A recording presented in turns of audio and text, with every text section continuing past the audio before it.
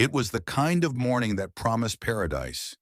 A gentle breeze carrying the scent of salt water and blooming hibiscus, the sun rising like a golden crown over the turquoise waves of the Caribbean Sea. My name is Alex Thompson, and on that fateful day in June 2015, I was the happiest man alive. I just married Emily, the love of my life, in a small chapel back in Chicago, surrounded by family and friends who toasted to our forever. Emily was everything to me, her laughter like wind chimes in a summer storm, her eyes a deep green that held the mysteries of the ocean.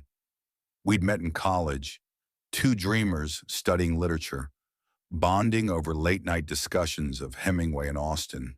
She was my anchor, my muse, the woman who made me believe in soulmates. Our honeymoon was a dream we'd scraped together with every penny from our modest jobs. She as a teacher, me as a graphic designer. We chose a secluded resort on a tiny island off the coast of Belize, a place called Whispering Palms, where the world felt far away and our love could bloom undisturbed. The first few days were pure bliss. We'd wake to the sound of waves crashing, share lazy breakfasts of fresh mango and coffee on our private balcony, then explore the island hand in hand. Emily loved adventure. She dragged me on snorkeling trips where we'd chase colorful fish through coral reefs, her hands squeezing mine underwater as if to say, "This is us, Alex, free and alive." But on the fifth day, everything shattered. We decided to hike the island's interior trail, a lush path winding through rainforest to a hidden waterfall.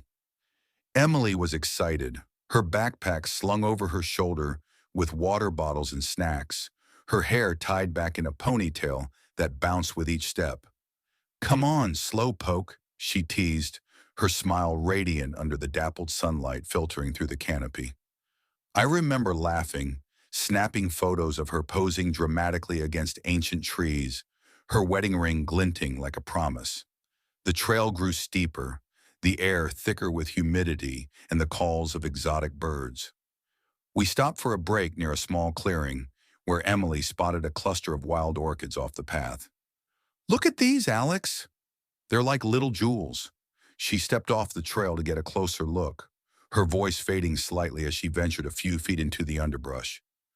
I turned away for just a moment to adjust my shoelace, the jungle sounds enveloping us like a living blanket. When I looked up, she was gone. "Emily!" I called, my voice echoing back mockingly. No answer. I pushed through the foliage, heart pounding, expecting to find her just around a bend, maybe picking flowers or waiting to jump out and scare me. But there was nothing. No footprints, no broken branches, just the endless green maze. Panic set in like a cold wave. I shouted her name until my throat burned, racing back and forth along the trail, my mind racing with possibilities. Had she fallen? Wandered off? The island was small, but the jungle was dense, hiding cliffs and ravines. I alerted the resort staff, and soon a search party formed. Local guides with machetes, resort security, even a few tourists volunteering. Helicopters buzzed overhead as the sun dipped low, casting long shadows that seemed to swallow hope. The police arrived from the mainland, their questions probing. Had we argued? Any signs of distress? I shook my head, tears streaming, showing them our photos from that morning, Emily's joyful face beaming back.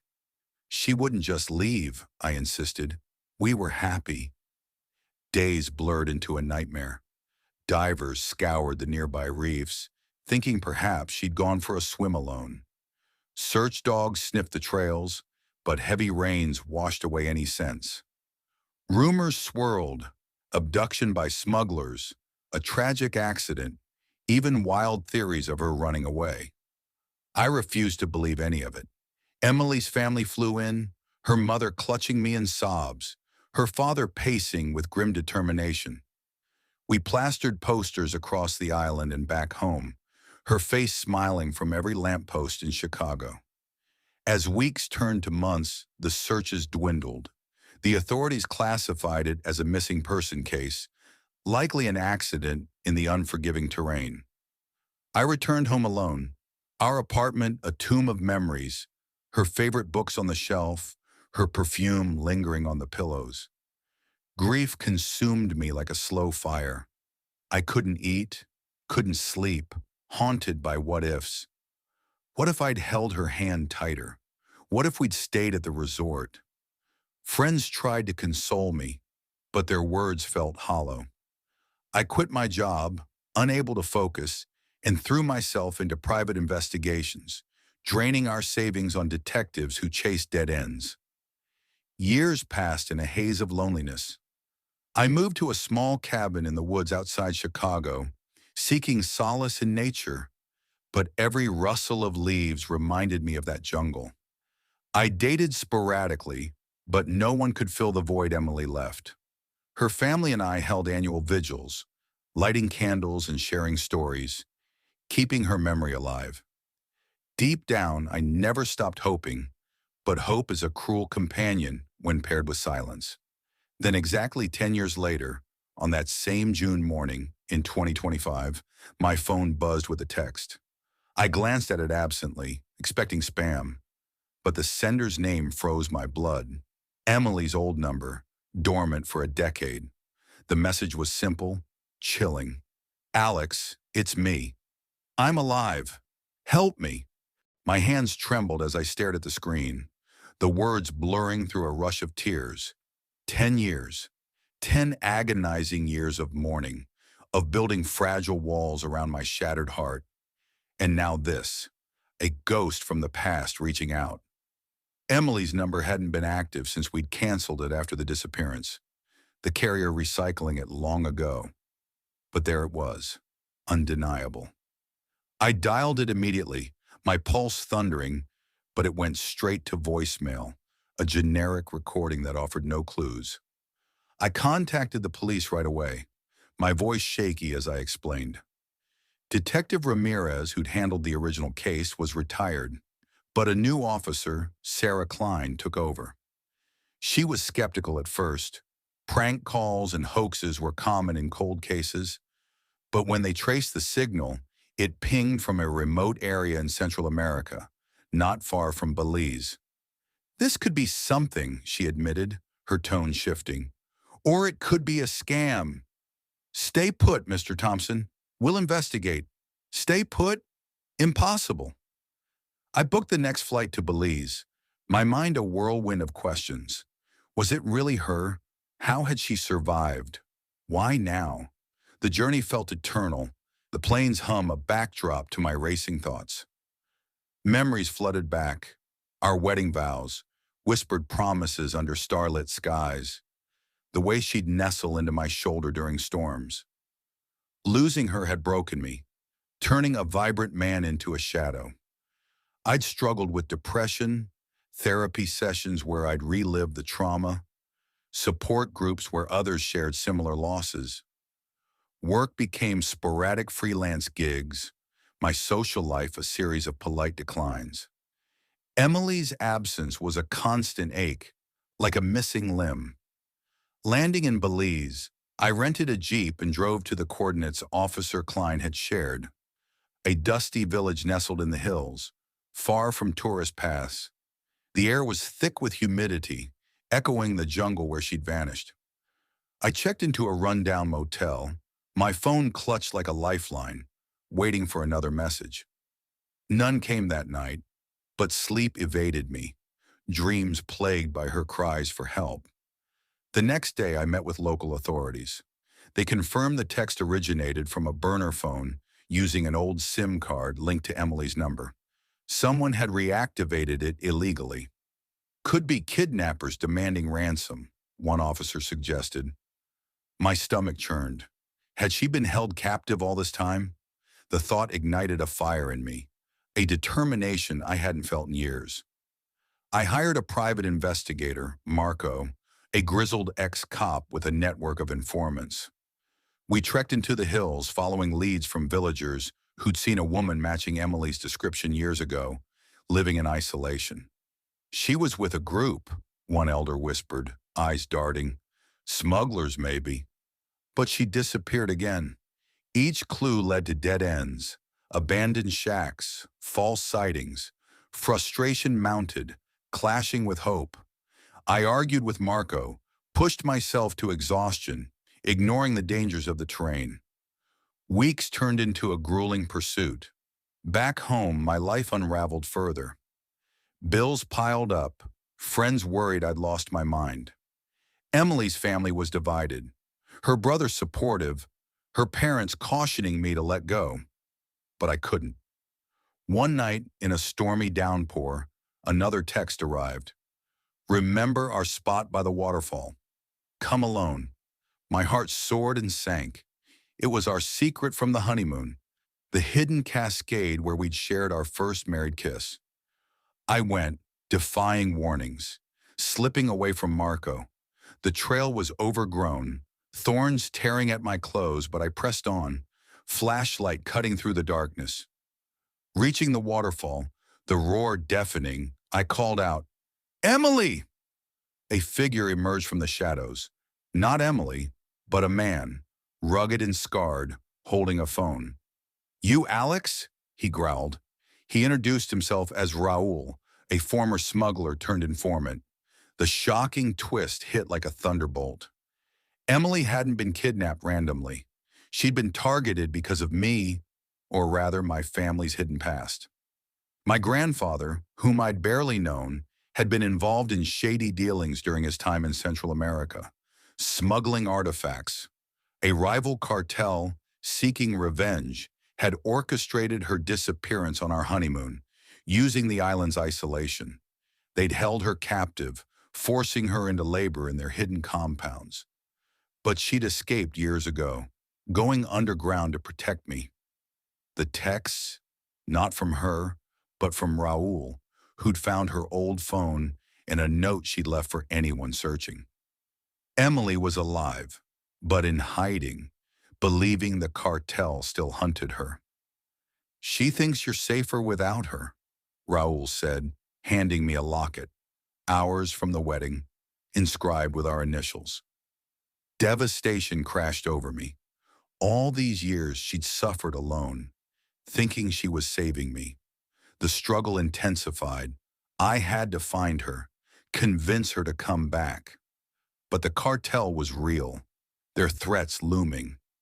Marco and I dodged ambushes, pieced together her trail through forged identities and safe houses. Emotional depths plunged, guilt for my family's legacy, rage at the injustice, love reignited like a beacon.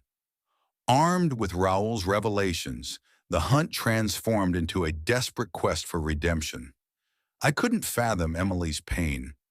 10 years stolen, enduring hardships I could only imagine. Marco and I delved deeper, contacting international agencies. Officer Klein coordinated with Interpol, uncovering the cartel's operations. A network trafficking not just artifacts but people, preying on vulnerable tourists. Emily had been one of many, but her spirit, Raoul said, had inspired escapes among captives. We followed leads to Guatemala, then Mexico, each step fraught with danger. I faced conflicts within, doubt that she'd forgive me, fear of dragging her into more peril. Physically, the toll was immense. Sleepless nights in seedy hostels, chases through crowded markets. A narrow escape from cartel thugs in a border town. Emotionally, it was a crucible. I confided in Emily's photo, whispering apologies for the legacy I'd unknowingly inherited. Therapy had taught me resilience, but this tested every fiber. Finally, a breakthrough. A tip from an escaped victim led us to a quiet village in the Yucatan Peninsula. Emily was there, living under a new name, working as a teacher in a small school, echoing her old life, helping children who'd known loss. I approached cautiously, heart in my throat, parking outside the adobe building as classes ended. Kids streamed out, laughing, and then she appeared, older, lines etched by time and trial, but unmistakably Emily. Her hair was shorter, streaked with gray, but those green eyes, they locked on mine, widening in shock. Alex, her voice, a whisper carried on the wind, broke the dam. I stepped forward, tears flowing. It's me. I never stopped looking. She collapsed into my arms, sobs racking us both. The reunion was raw, a torrent of words and embraces. She explained everything. The abduction during our hike, drugged and taken by boat to hidden camps. Years of forced labor, planning her escape, but always shadowed by threats against me. She'd reactivated the phone briefly, leaving it with Raoul as a failsafe, never expecting it to reach me. We spent days talking, healing old wounds. The cartel had crumbled under recent busts, their leaders arrested. Our pursuit had unwittingly aided the authorities. Emily's testimony sealed their fate, bringing justice to countless victims. Back in Chicago, we rebuilt slowly. Therapy helped us navigate the trauma, her family enveloping us in love. I proposed again, under the same stars we'd vowed beneath, and we remarried in a simple ceremony, surrounded by those who'd never lost faith. Life blossomed anew. Emily returned to teaching, inspiring students with stories of resilience. I channeled our ordeal into a book, Echoes of the Lost, donating proceeds to anti-trafficking organizations. We adopted 2 children from similar backgrounds, creating a family forged in fire. Our home echoed with laughter, a testament to second chances. The happy ending wasn't without scars. We still jumped at shadows, held each other through nightmares. But it was joyful, just. Emily's strength taught me that love endures, even in darkness. And the universal message? Never surrender hope. In a world of uncertainties, persistence and compassion can shatter chains, reminding society that every lost soul deserves a chance to be found, that forgiveness heals, and that together we can overcome the unimaginable.